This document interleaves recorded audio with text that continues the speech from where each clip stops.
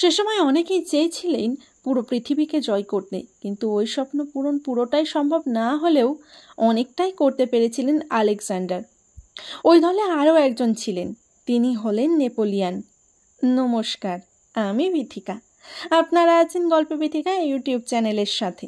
আশা করছি আপনারা আমার ভিডিওতে একটা করে লাইক করে দিয়েছেন। আজকে আমি আমার ভিডিওতে নেপোলিয়ানের বিষয়ে বিশেষ কিছু তথ্য আপনাদের সামনে তুলে ধরার চেষ্টা করব। জানেন, নেপোলিয়ান খুব একটা লম্বা না হওয়ার কারণে তাকে নিয়ে মানুষজন ভীষণ মজা করত। পরের দিকে ওই মানুষটি আবার শ্রেষ্ঠ হয়ে উঠেছিল, এমনকি তিনি জয় করে নিয়েছিল পুরো ইউরোপকে। আর তার যুদ্ধ কৌশল নিয়ে তো কোনো কথাই হবে না। তার যুদ্ধ কৌশলকে অনুসরণ করে সমস্ত মিলিটারি স্কুলগুলি। 15ই আগস্ট 1769 সালে ফ্রান্সে জন্মগ্রহণ করেন উনি। ওনার বাবা ছিলেন ফ্রান্সের রাজা লুইস 16 একজন আইনজীবী। মায়ের অনুশাসন ও নিয়মানুবর্তিতায় বেড়ে উঠেছিলেন নেপোলিয়ান। ছোট থেকেই নেপোলিয়ান খুব লাজুক স্বভাবের ছিল। সাথে ওনার উচ্চতা এবং ঠিকঠাক ফ্রেঞ্চ বলতে না পারার জন্য ও ওনার জন্মস্থানের জায়গাটি নিয়ে লোকজন ভীষণ মজা করত। তার ফলে উনি খুব একটা বাইরেও বেরোতেন না, সবসময় গৃহবন্দী হয়েই থাকতেন। এবং ওই সময় উনি অনেক বই পড়তেন আর স্বপ্ন দেখতেন একদিন আলেকজান্ডারের মতো পুরো পৃথিবী জয় করবেন। ওনার বয়স যখন 9 বছর, তখন তিনি একটি খ্রিস্টান স্কুলে ভর্তি হয়েছিলেন। আর ওই স্কুল থেকে নিজের প্রাথমিক শিক্ষা সম্পন্ন করার পর তিনি যান একটি মিলিটারি স্কুলে। উনি ছোট থেকেই একজন যোদ্ধা হওয়ার স্বপ্ন দেখতেন। এরপর ওনার বাবা স্টোমাকে ক্যান্সার হয়ে মারা যান। আর ফ্রান্সের সব থেকে নাম করা স্কুল, যেখানে 2 বছরের জন্য মিলিটারি কোর্স করানো হতো, অর্থের অভাবে ওই 2 বছরের কোর্স মাত্র 1 বছর কমপ্লিট করে ওনাকে ওখান থেকে বেরিয়ে আসতে হয়। ওইখান থেকে তিনি ফ্রান্সের লেফটেন্যান্ট হিসাবে আর্মিতে যোগ দিয়েছিলেন। ওইদিকে ফ্রান্সের 7 বছর ধরে একটি যুদ্ধ চলছিল। ওই যুদ্ধে ফ্রান্স হেরে যাওয়ার কারণে তাদের অর্থনৈতিক অবস্থা খুব খারাপ হয়ে যায়। ফ্রান্সের রাজা লুইস 16 কিন্তু এইসব বিষয় নিয়ে কোনো মাথা ব্যথাই দেখায়নি। সে তার আগের মতোই রাজকীয় জীবনযাপন কাটাচ্ছিল। এতে ফ্রান্সের মানুষজন ভীষণ রেগে যায় এবং বিদ্রোহ ঘোষণা করে। পরে ওই বিদ্রোহ বড় আকার ধারণ করেছিল এবং ইতিহাসে এটি ফরাসির বিপ্লব নামে পরিচিত। ওই অবস্থায় ফ্রান্সের রাজা লুইস 16 আর্মিদের বলে যে বিপ্লবীদের হত্যা করতে, কিন্তু বিপ্লবীদের হত্যা করার ফলে সাধারণ জনগণ আরও ক্ষিপ্ত হয়ে যায় এবং আর্মিদের মেরে ফেলে। শেষে তারা ফ্রান্সের রাজাকে সিংহাসন থেকেই সরিয়ে দেয়। ওই ঘটনা নেপোলিয়ানকে গভীরভাবে দিয়েছিল এবং এই ঘটনার জন্য তিনি ব্রিটিশদেরকেই দায়ী করেন। এরপর রাজা লুইসকে সিংহাসন থেকে সরানোর পর সমস্ত ক্ষমতা চলে গিয়েছিল একটি কমিটির হাতে। বহু প্রাচীন এক শাসন ব্যবস্থার অবসান হতেই পুরো ফ্রান্স জুড়ে শুরু হয়ে গিয়েছিল গৃহযুদ্ধ। আর ঠিক ওই সময় ব্রিটিশরাও সুযোগ বুঝে ফ্রান্স আক্রমণ করেছিল। ওইখানে কমিটি থেকে নির্দেশ পেয়েছিল নেপোলিয়ান ব্রিটিশদের বিরুদ্ধে যুদ্ধ করার জন্য। নেপোলিয়ান ওই সময় অত্যন্ত কৌশলতার সাথে যুদ্ধ করেছিল ও জয়লাভ করেন। এরপর ফিরে এসে তিনি ফ্রান্সের যে গৃহযুদ্ধটি চলছিল সেটাও বন্ধ করে দেন।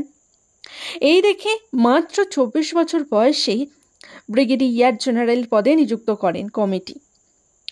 যুদ্ধ থেকে ফেরার সময় যখন সবাই নেপোলিয়ানকে অভ্যর্থনা জানাচ্ছিল, তখন একটি বাচ্চা নেপোলিয়ানের কাছে ছুটে আসে এবং তার তলোয়ারটি দেখতে চায়। ওই অবস্থায় নেপোলিয়ান বাচ্চাটিকে কোলে তুলে নেন এবং তিনি নিজের তলোয়ারটি দেখান। ওই বাচ্চার মাকে দেখে নেপোলিয়ান প্রেমে পড়ে গিয়েছিলেন আর খুব শীঘ্রই তারা বিবাহ বন্ধনে আবদ্ধ হন। কিন্তু বিয়ের ঠিক 2 দিনের মাথায় নেপোলিয়ান আবারও যুদ্ধে চলে যান, কারণ সে সময় হঠাৎই অস্ট্রেলিয়া ইতালির একটি অংশে আক্রমণ করে বসেছিল। তিনি দেখেন যে খাদ্য জলের অভাবে তার সেনাদল একেবারে বিধ্বস্ত হয়ে পড়েছে। তাই তিনি সেনাদের উদ্দেশ্যে বক্তৃতা দেন এবং তিনি এই যুদ্ধটিও জিতে গিয়েছিলেন। তিনি একে একে ইউরোপের বহু দেশ জয়লাভ করে নিয়েছিলেন এবং ফ্রান্সের অন্তর্ভুক্ত করে নিয়েছিলেন। নেপোলিয়ান খুব ভালো একজন সেনাপ্রধান ছিলেন। তিনি প্রত্যেকটা সেনাকে ভীষণ সম্মান দিতেন এবং যার যা আলাদা আলাদা কাজ তা তিনি বুঝিয়ে দিতেন। এর জন্য সেনাদের মধ্যে তার একটা আলাদা সম্মান ছিল। এসব কিছু ওনাকে যুদ্ধ জয় এনে দিতে সাহায্য করত। তিনি তৈরি করেছিলেন নতুন এক যুদ্ধনীতি। আগেকার দিনে 2 পক্ষই যুদ্ধ করত সামনাসামনি, কিন্তু নেপোলিয়নের যুদ্ধনীতি একটু আলাদা ছিল। সবার আগে মাঝখানের সেনাদলকে এগিয়ে দিতেন, এরপর দুদিক থেকে শত্রুপক্ষকে ঘিরে ফেলতেন। আলেকজান্ডারের মতো উনিও যুদ্ধক্ষেত্রে শত্রুপক্ষের দুর্বলতা ও পরবর্তী পদক্ষেপ কী আগে থেকেই বুঝতে পেরে যেতেন। এছাড়াও ফ্রান্সের সেনাদের কাছে উন্নত অস্ত্র তো ছিলই। নেপোলিয়ন পুরো ইউরোপ দখল করে নিলেও ব্রিটেন তখনও অধরা। উনি চেয়েছিলেন ব্রিটিশদের প্রধান বাণিজ্য ঘাঁটি মিশর দখল করতে। ওইখানে ইংরেজদের হারিয়ে ভারতে এসে ইংরেজদের বিরুদ্ধে টিপু সুলতানের সাথে যোগদান দেবেন। এরপর 1 জুলাই 1998 সালে তিনি মিশর আক্রমণ করেন। ওই যুদ্ধে ফ্রান্সের ক্ষয়ক্ষতি হয় প্রচুর, কিন্তু যুদ্ধে তিনি জিতে যান। ইতিমধ্যেই ফ্রান্স মিশরে থাকা ব্রিটিশ বাহিনীর সাথেও যুদ্ধে জড়িয়ে পড়ে। 1 আগস্ট 1798 সালে শুরু হয় ব্যাটেল অফ নাইল। তাই ফ্রান্স ব্রিটিশদের কাছে হেরে যায় এবং চুক্তি হয় যে ব্রিটেন এবং ফ্রান্স কেউ কাউকে আর আক্রমণ করবে না। এরপর নেপোলিয়ন ফ্রান্সে ফিরে আসে, আর নেপোলিয়ন বিনা রক্তপাতেই পুরো ফ্রান্সের ক্ষমতা নিজের হাতে নিয়ে নেয়। ফ্রান্সের শুরু হয় একনায়কতন্ত্র।